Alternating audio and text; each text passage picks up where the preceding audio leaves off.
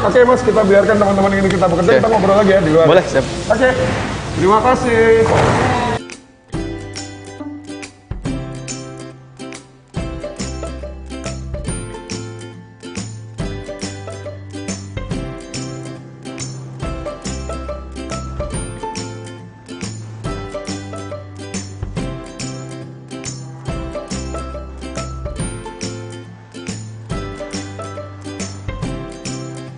Baik, pemirsa, tadi sebelum saya sambung lagi berbincang dengan Mas Faisal, kebetulan ketemu nih teman-teman karyawan kebetulan ada di sini.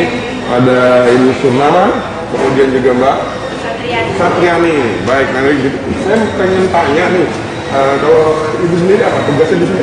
Sebagai pembungkusan ya, bagian pembungkusan Mbak. QC itu apa tuh? Pengawasan bahan bakunya ya gitu. Berarti ada dua tugas yang berbeda nih. Nah, kalau untuk bagian pembungkusan sendiri, kalau saya lihat tadi cukup membungkus dengan plastik ya Bu ya, kemudian dimasukkan di dalam kotak gitu ya. Nah itu ada kesulitan nggak Bu? Sudah berapa lama sih Bu? 10 tahun.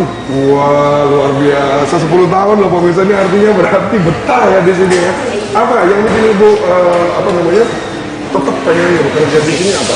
Selain untuk kebutuhan keluarga gitu. Kenapa sih betah? Apakah teman-temannya asik-asik begitu? Ya. Ya. Senang juga, senang ya, artinya ini pekerjaan tapi nggak jadi beban ya Bu ya. Artinya Ibu sendiri bekerja begitu untuk di keluarga atau sendiri bekerja? Untuk siapa sih Bu asal bekerja? Kalau Ibu ada cucu sudah? Wah luar biasa ya. Kalau lihat nih kayaknya apa namanya? Aura Tamara Blessings ini dari matanya kelihatan dia. Oke, tapi Ibu selama di sini nggak ada perasaan susah gitu, tetap semangat gitu ya. Ibu tetap sehat-sehat ya. Saya boleh tahu berapa sih usianya? 50 lebih. 50 lebih, tapi tetap semangat. Nggak mau kalah sama yang muda-muda Bu ya. Iya. Oke, terima kasih Bu. Kalau Mbak sendiri, nah ini bagian pengecekan ya tadi. Nah ini apa yang dilakukan? Seperti biasanya kan minyak itu ada 2 grade, grade A dan grade B ya. biasanya ada yang kita mix. Nah yang di mix itu yang diawasi. Oke. Jadi artinya kalau yang tidak sesuai dengan standar kita harus dikembalikan lagi. Dikembalikan lagi. Sortir kembali. Bagusin lagi sortirannya. Oh gitu. Jadi harus kembali lagi ke bagian sortir ya. Baik. Kalau Mbak sendiri udah berapa lama? Sama, lebih sama. 10 tahun juga? Ya. Berarti mau bekerja di sini jauh lebih muda dulu? Iya. Dari usia berapa? Sampai SMA. Ya. SMA? Ya. Oh, dari udah tamat SMA? Tamat SMA kemudian langsung di sini sampai sekarang udah hampir 10 tahun lebih gitu. Ya. Nah, kenapa Mbak memutuskan untuk bekerja Mbak? Apakah memang untuk membantu perekonomian keluarga gitu atau Salah satunya ya itu.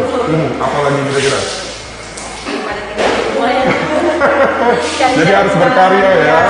Daripada tinggal di rumah nggak ngapa-ngapain, jadi ini kesempatan yang bagus dan kebetulan sampai hampir 10 tahun. Ini kayaknya betah juga nih sama kayak Ibu nih. Kenapa? Apa yang bikin betah? Ya itu satunya karena perekonomian. Yang pasnya juga aman, Ya. aman karena Iya, artinya semuanya serba apa namanya baik begitu ya kondisinya. Baik, saya yang saya tanyakan mungkin sosok dari pemilik tempat ini. Mungkin dari Ibu sendiri, Ibu bagaimana Ibu menilai Bapak Haji Suryadi, kemudian ada Mas Faisal, seperti apa pimpinan Ibu begitu? bagus. Orangnya gimana, baik nggak? Pernah kena marah nggak Bu? Pernah dimarahin nggak? Nggak pernah ya selama ini, bener nih. Iya, Mas Faisal nanti naik gaji ya. Kalau Mbak sendiri gimana Mbak? Sosok Haji Suryadi, kemudian ada pimpinan-pimpinan lain seperti Mas Faisal, seperti apa mereka? Kalau sosoknya aja ya orangnya tegas. Nggak jahat tapi tegas gitu ya. Kemudian? Dalam bicara tapi ya satu kali bicara yang tegas gitu. Gitu. Jadi ini untuk mendisiplinkan karyawan gitu. Kalau Mas Faisal itu gimana? Kadang bercanda, kadang enggak juga. Jadi kadang serius, kadang enggak gitu ya. Tergantung suasananya seperti apa gitu. Kerjaannya juga kadang kalau sudah kerjaannya padat banyak saya mau nanya harapannya ke depan. Ibu mau sampai kapan kerja, Bu? Dan harapan Ibu apa? Boleh sih, ini Tamara boleh sedikit, agak maju sedikit Tamara. Gimana? Apa Bu harapannya? Mau naik gaji kah? Nanti mau nabung, mau umroh ke atau apa gitu? Apa yang jadi cita-cita? Hah? Amin, kita aminkan. Apa lagi Bu? Cucu tetap besar. Iya. Oke, terima kasih Bu. Terus kemudian apa? Harapannya ya semoga kasarnya juga bisa berkembang, bisa sampai ekspor. Ya, semoga lancar lah. Semoga lancar, karena kalau lancar juga gaji juga lancar ya. Baik Ibu, makasih banyak Mbak, makasih banyak ya selamat bekerja. Terima kasih sudah mau ngobrol sama saya. Dan ini tentunya juga buat wawasan juga teman-teman dan pemirsa di rumah. Terima kasih sekali lagi Mbak. Terima kasih. Ya, yang pengen saya tanyain ini agak sedikit sensitif sih, omset nih ya. Kira-kira omset untuk perusahaan ini rata-ratanya saja berapa Mas? Kira-kira? Kalau untuk omset sih, mohon maaf sih sebelumnya nih ya, itu saya nggak bisa jawab karena persoalan ini bukan bagian saya. Nah itu soalnya di luar dari sepengetahuan saya malah, ya karena persoalan itu misalnya pimpinan yang tahu. Nah, ini memang mungkin bukan bagian dari Mas Faisal, tapi kita bisa mengajak pemirsa untuk mengira-ngira sendiri kira-kira berapa gitu ya. Tapi artinya sebagai sebuah perusahaan bilang apa namanya ya, penyediaan milk fish atau bandeng ini cukup terkenal di Tarakan dan artinya mungkin ini bisa jadi perusahaan yang juga memperkuat roda perekonomian di Kota Tarakan sendiri. Harapannya Mas untuk secara umum di perusahaan ini apa yang bisa diberikan kepada Kota Tarakan untuk bisa mengembangkan pembangunan ekonomi di Kota Tarakan? Ya, kalau melihat dari sumber daya alam, yang pertama kita kaya akan tambak, hasil laut. Jadi Tarakan ini dikelilingi oleh laut, otomatis bisa dibilang 90% hasil laut harus kita manfaatkan, terutama di luar dari hasil tangkap, kemudian juga ada kita budidayakan juga. Jadi kita sebagai perusahaan cold storage yang ada di Tarakan, saya sih harapannya saya bisa bantu pemerintah kota, bantu daerah kita yang mau kita kembangkan ini. Jadi dari sektor perikanan ini mau kita angkat gitu, karena dari segi hasil ikannya itu sendiri kita sampai ribuan ton per bulan. Itu hanya bandeng. Ribuan ton per bulan. Artinya kekayaan laut Kota Tarakan ini cukup luar biasa. Luar biasa. Dan ini bisa jadi satu kekuatan yang cukup besar untuk roda perekonomian Tarakan. Iya. Baik, Mas Faisal terima kasih banyak kami sudah diizinkan di sini. Dan tentunya juga mudah-mudahan apa yang sudah kita perbincangkan tadi ini bisa jadi sebuah wawasan baru untuk masyarakat Tarakan begitu ya. Artinya kita hidup di tempat yang luar biasa kayanya dan ini bisa jadi sesuatu yang sekali lagi menjadi kekuatan untuk perekonomian di Kota Tarakan. Terima kasih sekali lagi Mas Faisal dan salam buat Pak Haji Suryadi karena kita belum bisa ketemu ya. Terima kasih sekali lagi Mas. Baik, pemirsa, demikian tadi akhir dari perbincangan kita di program The Entrepreneur. Dan tentunya harapan kami adalah apapun yang menjadi kekayaan dan potensi dari Kota Tarakan, Kalimantan Utara ini setidaknya bisa menjadi perhatian dari seluruh warga Kota Tarakan untuk bisa mengembangkan dan menciptakan inovasi-inovasi baru agar Kota Tarakan tentunya bisa menjadi kota yang lebih maju bukan hanya di skala Kalimantan Utara tapi juga di nasional bahkan juga di mata dunia. Baik, pemirsa, demikian tadi akhir dari program ini. Saya Rio Bayu bersama juga Mas Faisal mohon diri dan tentunya seluruh kerabat kerja yang bertugas mengucapkan terima kasih atas perhatian dan kebersamaan Anda. Kita akan jumpa lagi di episode mendatang. Assalamualaikum warahmatullahi wabarakatuh. Sampai jumpa.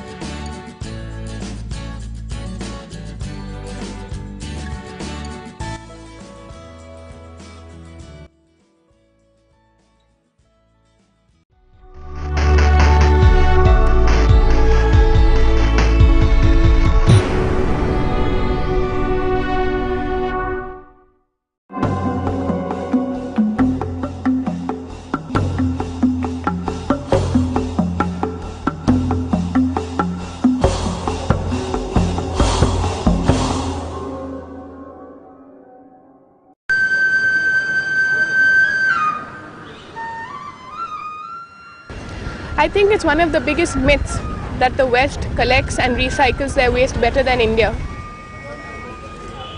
Waste is an economy, very much so. And there are lots of people in Bombay who live off it, literally. Nobody knows, there's no reliable figures as to how much of percentage of waste is recycled, but as much as can be recovered is recovered. Europeans generate an average of 300 kilograms of waste per person per year.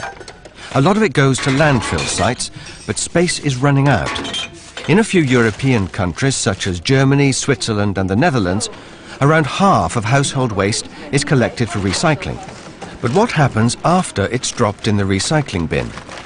Across Europe, 45 million tons of waste paper is recycled each year. Most of it goes back into Europe's paper mills, but around 7% is exported to the developing world. Are these exports harming local enterprise in the poorer countries, or are they a sensible way to recycle and stimulate new business on a global scale? Earth Report goes to Mumbai in India to find out.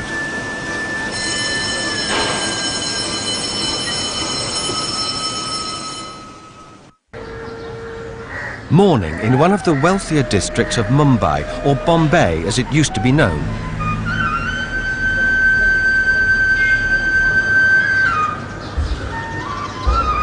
The kabaliwala or waste dealer has come to call.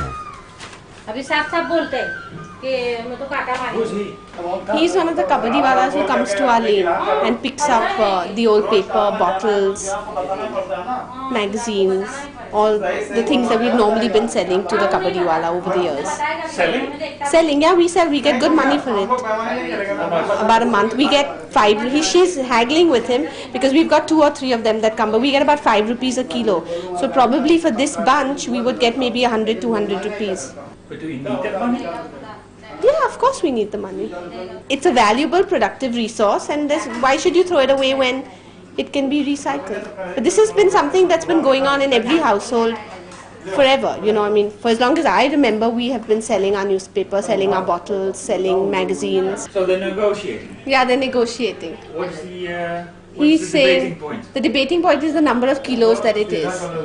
They're negotiating whether it's 8 kilos or 10 kilos. But that's easy to measure, no? Yeah, but then she accuses him of, like, you know, fixing the measuring scale, and this goes on.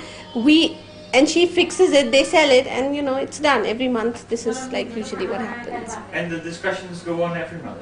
Yeah, every time he comes, she'll negotiate, haggle with him, they'll settle, they'll fight, they'll be friends, and they'll call each other again. And there's like 2, 3 of them, like there's another one right there, you know, right outside, who's shouting. So there's competition always. In India, waste paper, plastic and glass is not something to be given away. It's a resource and the basis for a huge and largely hidden economy. At the bottom of the waste pyramid are poorly paid rag pickers. In Mumbai, a city of 16 million inhabitants, rag picking is the only option for tens, even hundreds of thousands. They gather waste in the streets and deliver it to middlemen. Deepika D'Souza, an Indian environmental economist, has researched the complex network behind Mumbai's waste trade. This shop is a shop that deals with waste paper.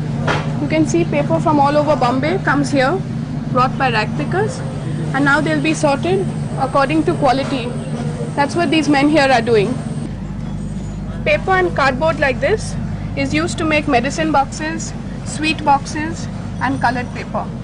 Then white paper sorted out here gets made into paper that's again used for office use. They'll be mixing it with some other material as well as all kinds of different qualities of paper. So depending on the grade, different qualities of paper are made. But this is mainly white. But as India's main port, Mumbai is also the destination for shiploads of imported waste paper.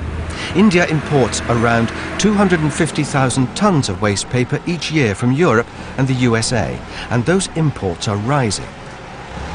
The Netherlands exports much of its waste paper.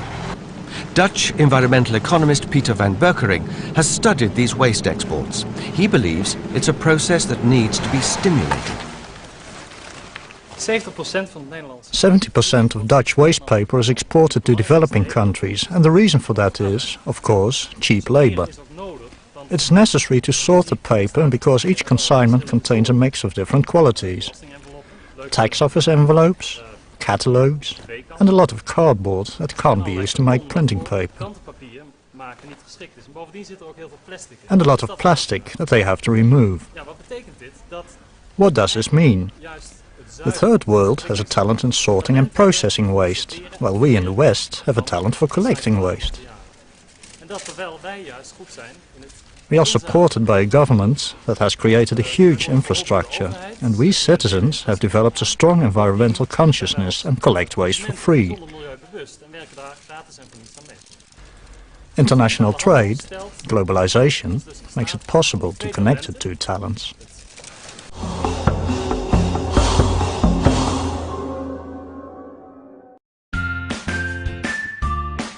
Hai sahabat bumi hijau, menjaga kebersihan merupakan tanggung jawab kita bersama.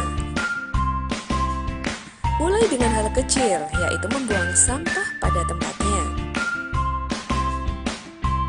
Indonesia adalah penghasil sampah plastik terbesar nomor 2 di dunia, yaitu 5 juta ton tiap harinya. Cegah sampah plastik dengan cara memilah sampah organik dan anorganik. Mulailah untuk mengolah sampah dengan 3R: reduce, reuse, recycle. Peduli lingkungan adalah awal hidup yang sehat.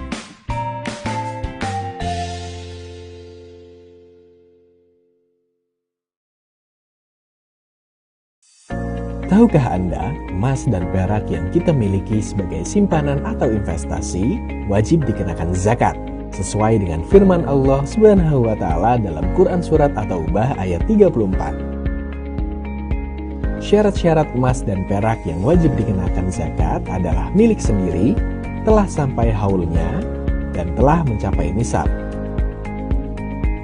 Cara menghitung besaran zakatnya adalah jumlah emas yang dimiliki dikalikan dengan harga emas per gramnya, lalu setelah itu dikalikan dengan 2,5%. Dan hasil inilah yang harus dikenakan zakatnya sebagai zakat emas dan perak. Jika sudah memenuhi syaratnya, segera tunaikan zakat emas dan perak Anda, karena harta kita ialah titipan Allah Subhanahu wa taala. Mari tunaikan zakat di Basnas. Di setiap penghasilan yang Anda peroleh dari apapun pekerjaan Anda, maka disitulah ada hak orang lain yang harus Anda tunaikan berupa zakat penghasilan. Zakat penghasilan sendiri wajib ditunaikan ketika penghasilan Anda telah mencapai nisab yang setara dengan 85 gram emas dan dalam waktu 1 tahun untuk haulnya. Untuk menunaikan zakat penghasilan, jumlah penghasilan yang Anda peroleh dalam 1 bulannya dikalikan dengan 2,5%. Besaran itulah yang harus ditunaikan zakat penghasilannya. Jika Anda sudah memenuhi syarat untuk menunaikannya, segera tunaikan zakat penghasilan Anda melalui Basnas. Tak kenal maka tak kebal. Vaksinasi, cara aman melatih tubuh untuk kenal, lawan, dan kebal dari penyebab penyakit seperti virus atau bakteri. Proses pengembangan vaksin diawasi dengan ketat melalui tahapan uji praklinis dan klinis secara lengkap sehingga vaksin yang dihasilkan aman dan efektif. Tubuh dapat membentuk sel memori untuk mengenali virus dan menghasilkan antibodi untuk melawan virus. Tubuh dapat mengingat dan melawan jika terpapar virus yang sama. Vaksinasi, lindungi diri, lindungi negeri.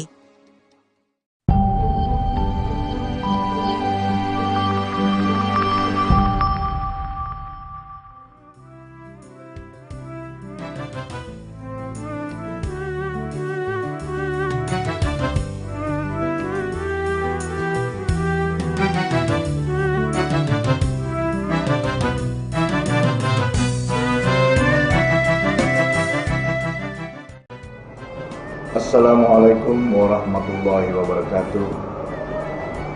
Kecerdasan spiritual dan emosional dapat tercapai melalui bersihnya jiwa dan harta. Saya rasakan itu ketika saya berzakat melalui Basnas. Kami tahu Anda hebat karena Anda berzakat melalui Basnas. Saya, Dr. Haji Harun, Master Kesehatan Wali Kota Tarakan, mengajak kepada kita semua, mari bersihkan harta kita melalui zakat. Berzakatlah melalui Basnas. Wabillahi taufiq wal hidayah. Assalamualaikum warahmatullahi wabarakatuh.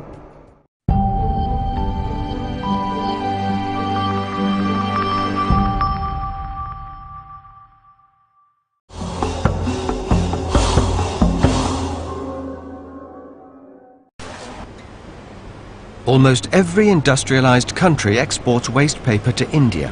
Indeed, almost as much waste paper is imported for processing as is produced domestically. As a result, after China, India now has the largest number of paper mills in the world. Ashraf Natani's pulp paper business relies heavily on imports. So this is all imported paper? Yeah, this is all the waste which has come from either US or Europe. Yes. And as you can see, this is a strong fiber. Yes. Yeah. It's compared to the... Well, you see it in tearing. Yeah, we can make out from the fiber length. It's a very good fiber, yeah. And except for quality, I mean, these are huge quantities. Do you import a lot of waste paper? Yes. What is the ratio? It's almost, you can say, 70% is imported. That much? Okay. Yeah, because, yeah, that's right. Okay. And is it difficult to get imported waste paper? No, it's as compared to local waste paper, no, for it's instance? the other way around. The local waste paper is extremely difficult to get. It's very unorganized. Yes. And it's much simpler to get the European waste. And, I wouldn't be bothered if the local waste would stop coming one fine day. But while waste imports may bring benefits to the paper industry, some believe they're damaging people's livelihoods.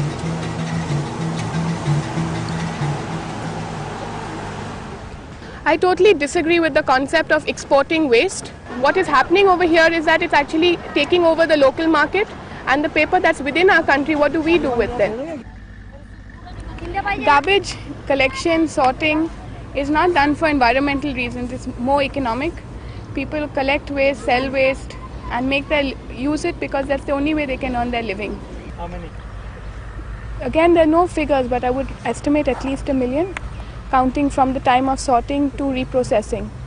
Because there's a whole deal of people who sort out, sell, the shops who are involved, the dealers. So at least 1 million.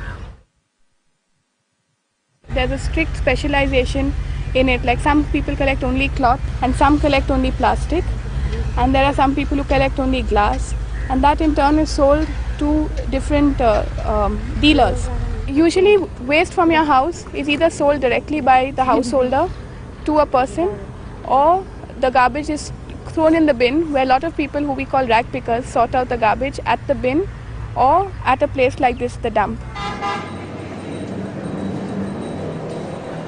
All of this is then sorted out, and that in turn is sold to different dealers. The dealers in turn sell it to reprocessors, who then recycle it. India's waste economy means that materials are recycled without any official support or subsidy. But like all economic systems, market fluctuations can throw it out of equilibrium. What people feel generally is that the minute a ship reaches the port, the price falls in the market. The waste imports are affecting the market harmfully. It causes price to fall, and therefore so many livelihoods are affected. Ja, als inderdaad de import van... Yes, when the waste imports lead to a decline in demand for local waste, you can expect such a development. Kan je dat soort effecten verwachten? Ja, dat is jammer. That's a pity. Yes, it is. But Van Berkering believes that the imported waste can bring environmental benefits by reducing the pressure on forests and by encouraging cleaner processes in the paper industry.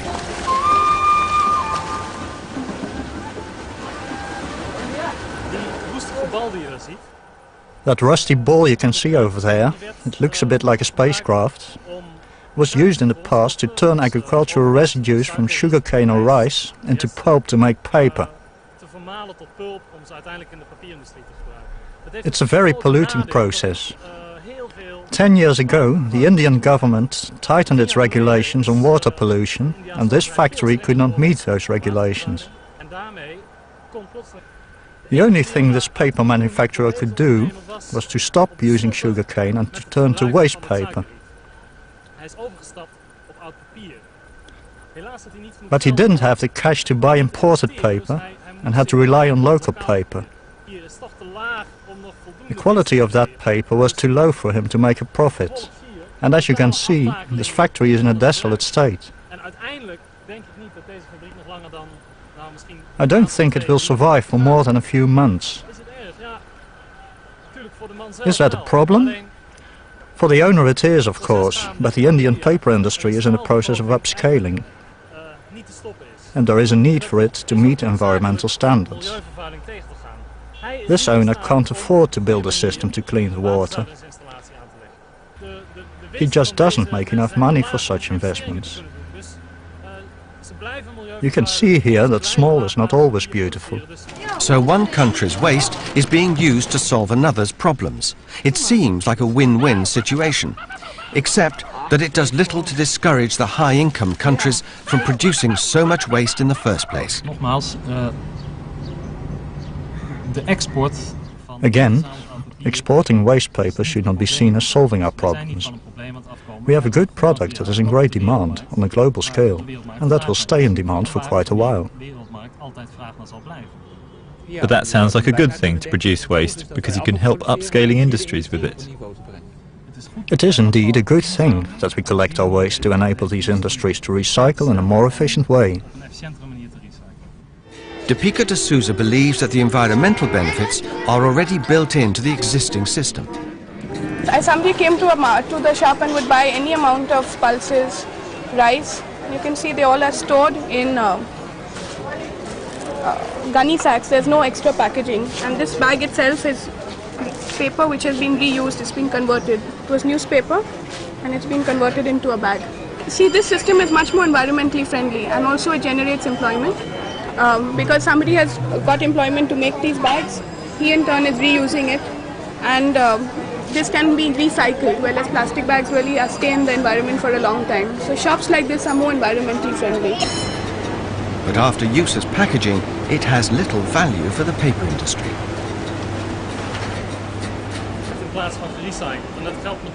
In India, a lot of the waste paper, especially newsprint, is being reused as wrapping instead of being recycled. In Bombay, I found this bag made of newspaper. It looks very funny, but after it has been used to carry groceries, for example, the quality is too poor to be used for recycling. European paper is immediately thrown into the recycling circuit and therefore is of much higher quality.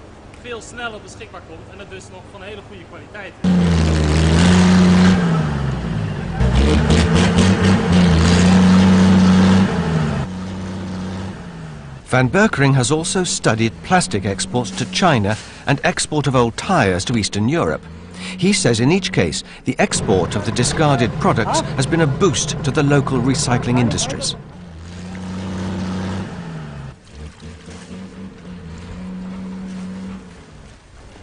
Ja, uiteindelijk, kijk, voor afvalplastics wordt in India... India does not yet import waste plastic on a large scale, but just as we have seen an upscaling of the paper industry to large-scale efficient processes, you will also find the same thing taking place in the plastic industry. And this is typically an area where Western governments can play a role by transfer of technologies to process this stuff. I hope these kind of scenes will soon be a thing of the past. In de toekomst. Without the rag pickers, the refuse collectors in cities like Mumbai would struggle to cope. The municipal corporation brings waste to the city dump. In turn, the rag pickers collect anything that can be reused and bring it back into the recycling chain. The more that can be recycled, the less remains at the dump, taking some of the pressure off the city's overstretched waste collection service.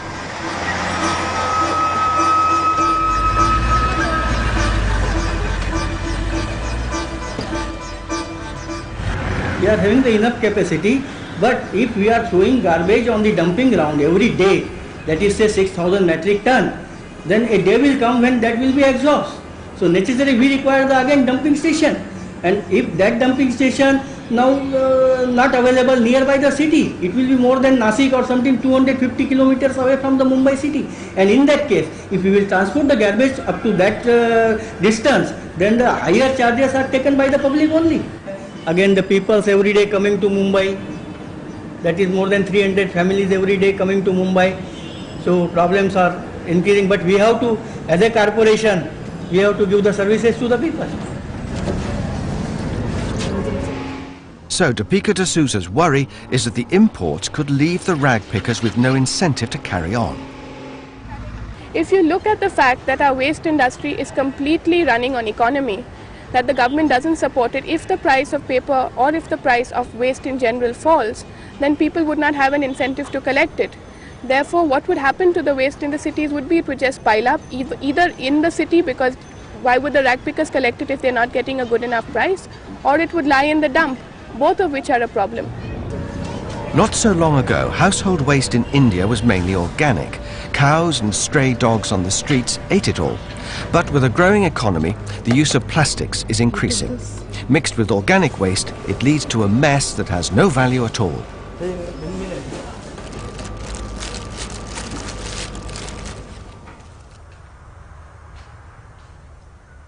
Struggling under mountains of waste, the developed countries are endeavouring to turn that mess into something useful by separating waste. The easiest way is when it's done at source, in the home.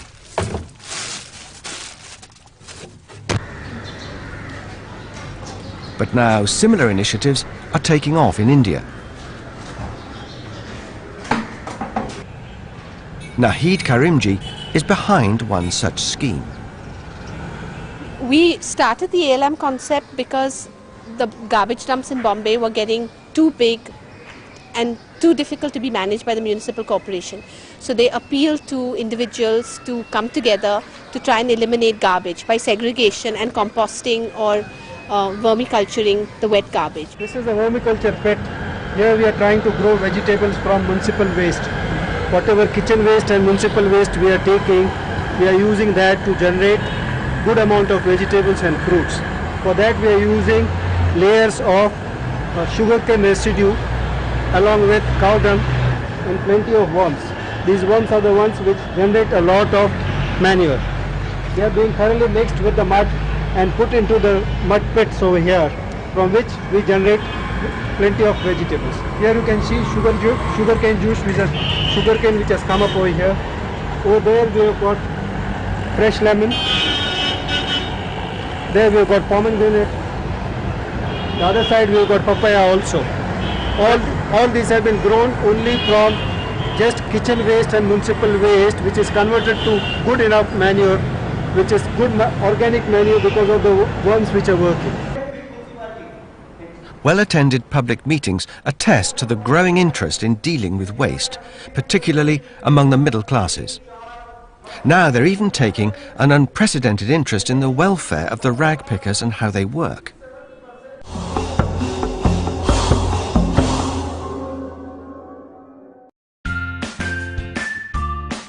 Hai sahabat bumi hijau, menjaga kebersihan merupakan tanggung jawab kita bersama. Mulai dengan hal kecil, yaitu membuang sampah pada tempatnya. Indonesia adalah penghasil sampah plastik terbesar nomor 2 di dunia, yaitu 5 juta ton tiap harinya. Cegah sampah plastik dengan cara memilah sampah organik dan anorganik. Mulailah untuk mengolah sampah dengan 3R: reduce, reuse, recycle. Peduli lingkungan adalah awal hidup yang sehat.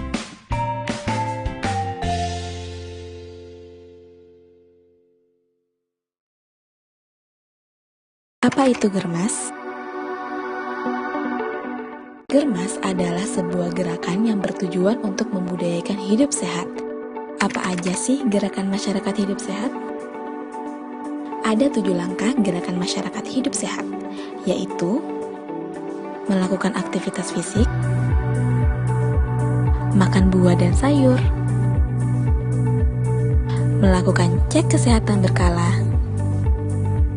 tidak merokok, menjaga kebersihan lingkungan, tidak mengkonsumsi minuman beralkohol, dan menggunakan jamban sehat. Ayo menjalani hidup yang lebih sehat, karena hidup sehat diawali dari saya.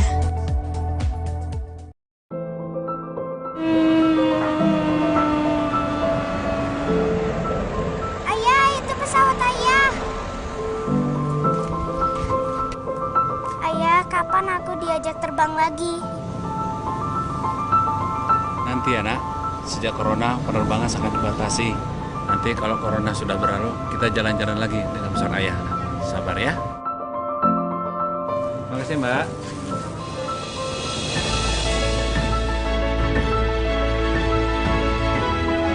Gimana?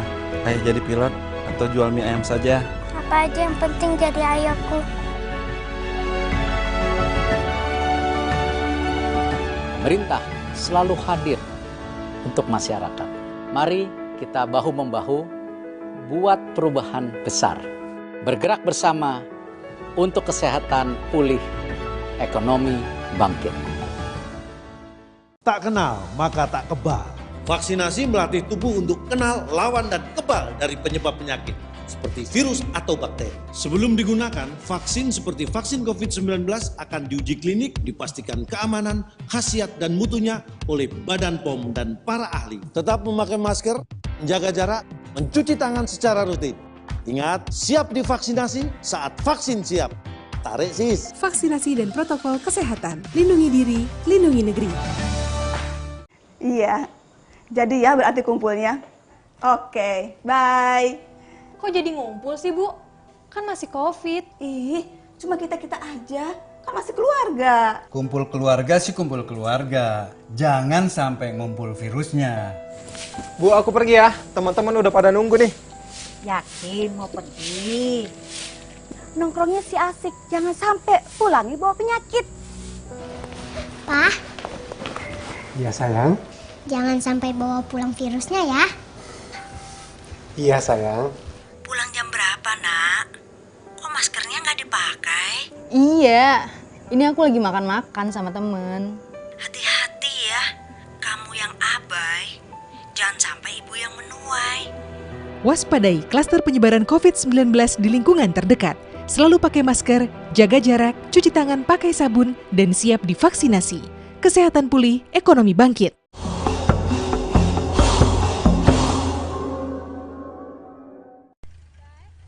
In Indian society, rag pickers are on the bottom rung.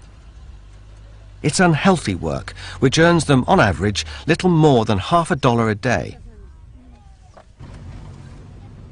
Despite their vital role as waste collectors, they face constant discrimination and harassment by the public and by the police. But it's hoped all this is going to change for the better. Nahid Karimji is one of a number of people working to improve their status and conditions. Now they are allowed to go into the buildings to actually pick up the dry waste that's been segregated, especially for regenerative purposes. And they've got badges, so they can come into all the different societies now, the building societies, and pick up the dry waste, which they didn't do earlier. Earlier they used to actually put their hands into the garbage dump, try and fish out things that they thought could be recycled, which they don't have to do now. So not only is it a more humanitarian way for them to work, but it's more economical for them, because they probably get more money from what they're doing, because it's not wasted at source.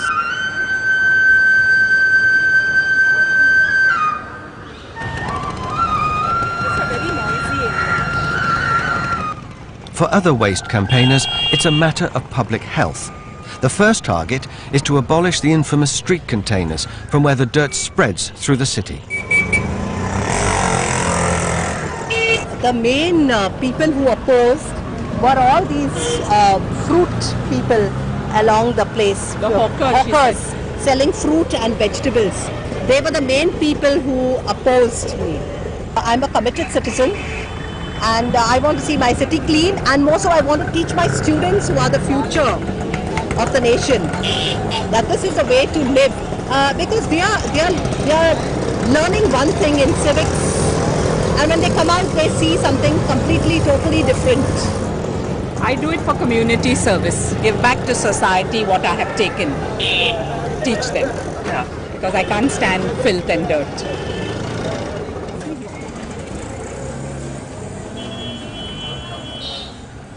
As a follow-up plan, we got the local corporator to help us in, and he got 2 bins, one green bin for biodegradable waste and one orange bin for the dry waste. And we showed people how to segregate their garbage at source, and then you can put your garbage in 2 separate bins, but it never worked from day one. Would you do it? I would. We normally separate our stuff. We separate our stuff in separate plastic bags, knock them up, and then if the lady comes in the morning, we go and place it into her bag. In fact, she even comes. The dry stuff. It is the rag picker. Yes, the rag picker. Inzameling is bij ons in het Westen inmiddels... Collecting waste is a very efficient process in the developed world, leading to high-quality resources. And it could be like that in the developing world. Even though they have a disadvantage in that the amount of waste per capita is smaller. So it is more difficult to collect large quantities in an efficient manner. But international trade can positively influence collection methods. And that can lead to better materials. I think if households in India, like what we have seen, if they separate their waste at source, the quality of paper should be as comparable to the West. Here in India, there's